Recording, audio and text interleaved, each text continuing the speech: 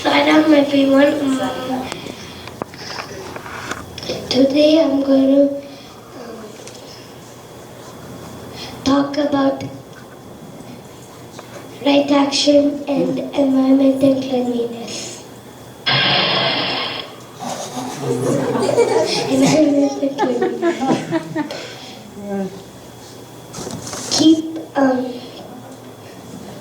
Keep yourself and your environment clean. Do not throw waste on the ground. Remember to recycle.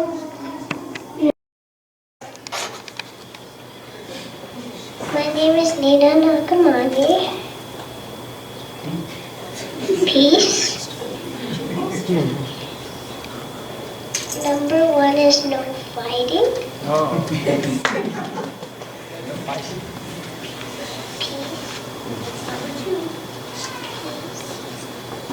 Number 2 is be patient. Number 3 is be calm, be quiet. Why? Number 4 is do the right thing.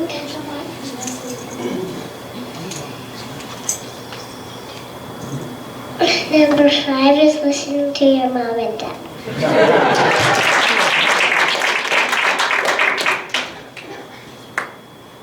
Peace is important because number 1 is nobody's allowed to fight. If you scream, your baby brother will wake up.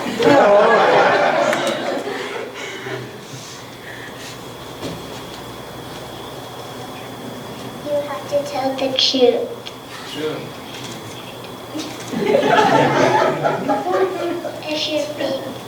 If you do, then your baby brother will do the right thing. A presentation by Arjun Kanwar. Self-control. Self-control is an important value. Self-control is very simple. Self-control is when you control your anger or feelings. You can do this by counting to 10, washing your face, meditating, or closing your eyes, and relaxing. Wow! Self-control has so much benefits. Self-control can reduce anger, make you concentrate more, have a clear heart, speak loving words, possess good manners, have more patience, think of God more often, and have love for nature. Said that a thing of beauty is a joy forever. My topic is beauty. The main value for this topic is love. I picked this topic because I think that beauty is something very important to know about. It is important to know about because beauty is all around us. What is beauty? Beauty is the pleasure that a person or something gives. Beauty is everywhere. It can make someone's heart explode, or it can make someone have the best moment of their lives. Beauty can also be different to all people. Some people might think that somebody is beautiful, and someone else might think that the person or thing is not. Human beauty. There are 2 types of human beauty, inner beauty and outer. Is Isha Line presenting peace and patience. Patience means being able to wait, and also you should have good sportsmanship, and you should not quit all the time because it's not patience. Because, well, patience, is that doing too much makes people lose their patience because they're going too fast and they struggle. And see the big. My topic is love.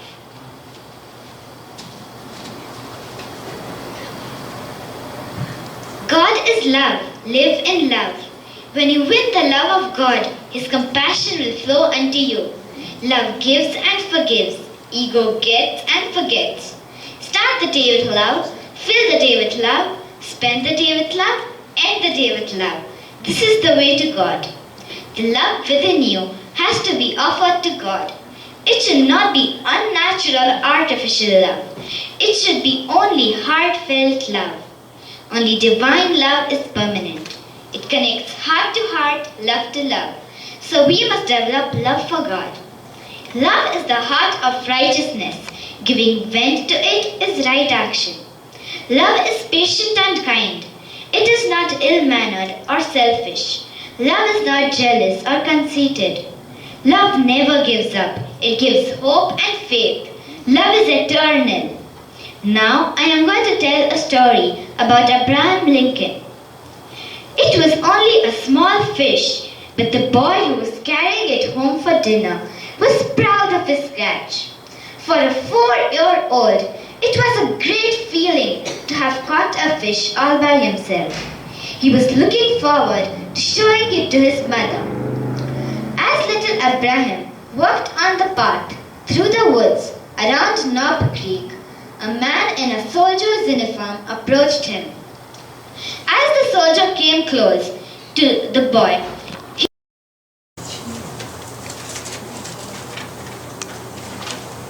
Martin Luther King Jr. led African Americans to freedom with a dream. Rosa Parks sat her ground when she did not surrender her bus seat to a white person.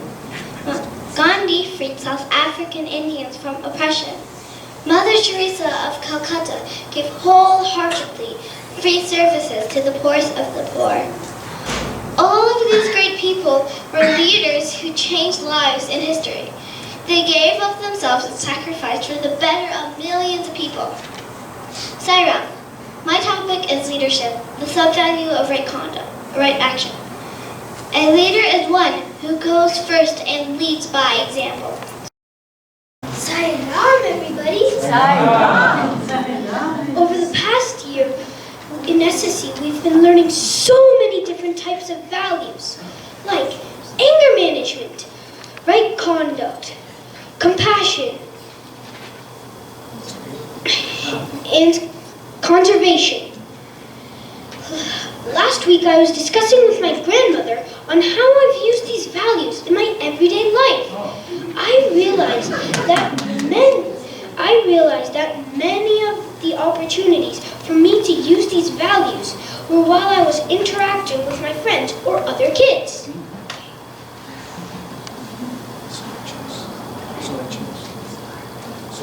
So I decided to share my thoughts on friendship with you. Friendship has many aspects, such as caring, sharing, kindness, compassion, flexibility, trust, teamwork, and responsibility. Caring. A few months ago,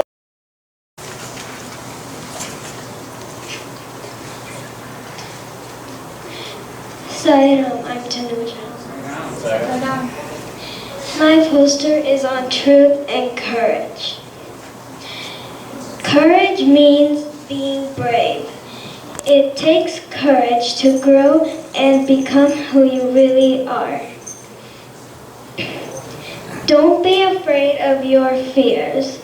They are not there to scare you. They are there to let you know that sometimes it is worth it.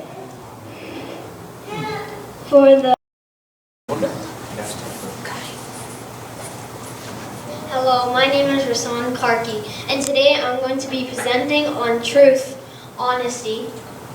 Truth is one of Baba's 5 human values. The 5 human values are love, peace, truth, right conduct, and nonviolence. Honesty means to be free from untruthfulness, the quality of being honest. I have an interesting story that links with honesty. It is called Practice and Preach. It is about a guru named Ramakrishna Paramahamsa.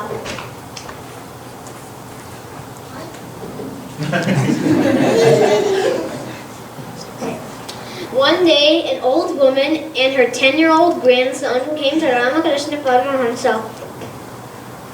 The old woman asked since the little boy would eat too many sweets during the daytime, the old woman asked Ramakrishna Paramahamsa if he could persuade the little boy to stop eating sweets.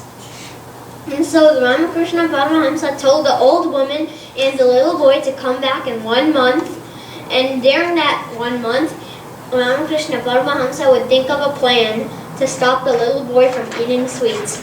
So the little boy and his grandma came back 1 month later, and Ramakrishna Paramahamsa told the little boy to sit right next to him. And so Ramakrishna Paramahamsa told about what happens if you eat too many sweets and how your body becomes more unhealthy. And so after he was done giving his lecture, the old woman asked him why he had to give the speech 1 month later when he could have given it 1 month before.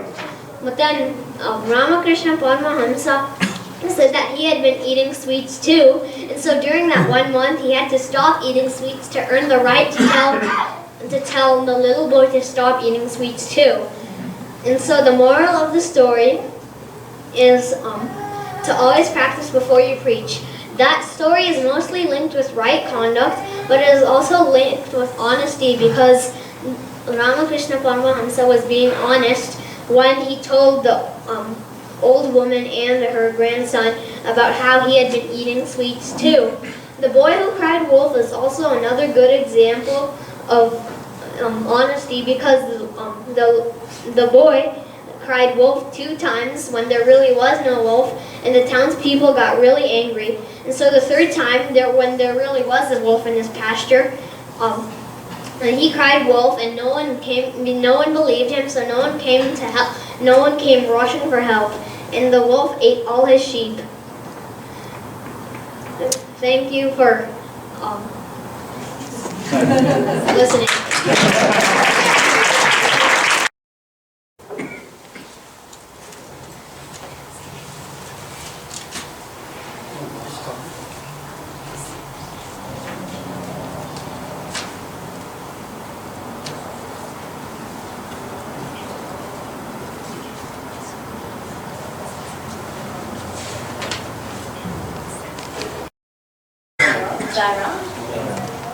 I'm doing a puppet show about helium desires.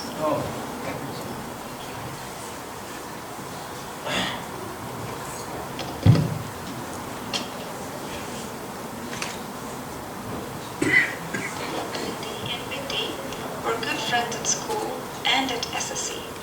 One Saturday afternoon, they were on the way. Mindy missed SSE news weekend because she was sick.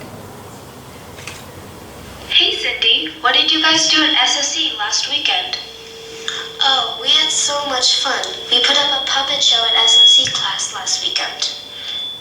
Oh, I missed it all. Don't worry. Why don't the 2 of us put up the puppet show? We still have the props and all. That's awesome, let's do it. On one condition. You have to guess the moral of the story at the end. Even better, let's go. Okay, here it goes. There once was a little old lady who lived happily in a potato sack. She loved eating potato soup for supper every day, and she loved making clothes out of the burlap for her pet squirrel. One day, when she had finished all of her sack work, she started flipping through a magazine about house designs. She thought more about her potato sack and more about the garden pot house she saw in the magazine. So I did my presentation on the 5 Ds. So the 5 Ds are duty, devotion, discipline, discrimination, and determination. So the first one is duty, which is Basically, it's something that you're expected to do out of moral or legal obligation. So we as people have many duties, as a friend, as a sister, as a brother, as a mother, whichever one of those that you are. Baba says that we should always make sure that we fulfill those duties to the best of our ability. And so for his quote, he said, "What exactly is your duty? Let me summarize it for you. First, tend to your parents with love and reverence and gratitude. Second, speak the truth and act virtuously. Third, whenever you have a few moments to spare, repeat the name of the Lord with the form of your mind. Fourth, never indulge in talking ill of others or try to discover fault in others. And finally, do not cause pain to others in any form." I'm Sanila. So when we think of rituals, we tend to think of just mundane practices that we all have to do. But there's so much more to that, and I learned about this by learning about the different rituals. They provide structure and discipline for the mind, create good habits. They focus our mind on God, help with concentration. They show our love for God and remind us of spiritual practices. However, we can only truly reap the benefits of performing rituals when we understand why we're performing them. There are some rituals that are found no matter what religion you look into. Incense and camphor is one of these. Buddhism, Taoism, and Shintoism, incense is used to purify the surroundings, so you'll often find them in shrines and in temples. In Christianity, they carry prayers to the heavens, so when someone lights incense, the fumes from them are thought to bring the prayers up to the heavens of when you're dedicated to praying. In Hinduism, the fumes purify the environment and kill microbes like bacteria and viruses. They teach us to be sublime because the ego is transient, and the camphor flame that Shiva has is thought to be the flame of consciousness. In Islam, incense and camphor remind us of the rewards of paradise. There's even scientific application for these. Incense is proven. Om Shri Sai Ram. My most humble pranams at the lotus feet of Sri Sathya Sai Baba, and Sai Ram to all. जब से मैंने साई पाया, मेरा जीवन बदल गया. This is the bhajan, which means, since Swami came into my life has changed for good. Born in a Sai family, Swami's always been there in the house. But my connection with him started when I joined Bal Vikas at 6 years of age. In today's busy world, there was someone sitting right next to me to share Swami's love, the Bal Vikas Guru. Initially, it was Swami's magical bars that attracted me. Swami's Chandrakatha and Shlokas were like the refreshing water for a young plant. Then, with Swami's grace, I was chosen as a Bal Vikas student to participate in the drama, Atma Ramayan. I remember Swami sitting in Prashanti Nilayam and enjoying our show. We all were soaked in his divine love. The value of love, seen in this abode of peace, went straight in my young mind.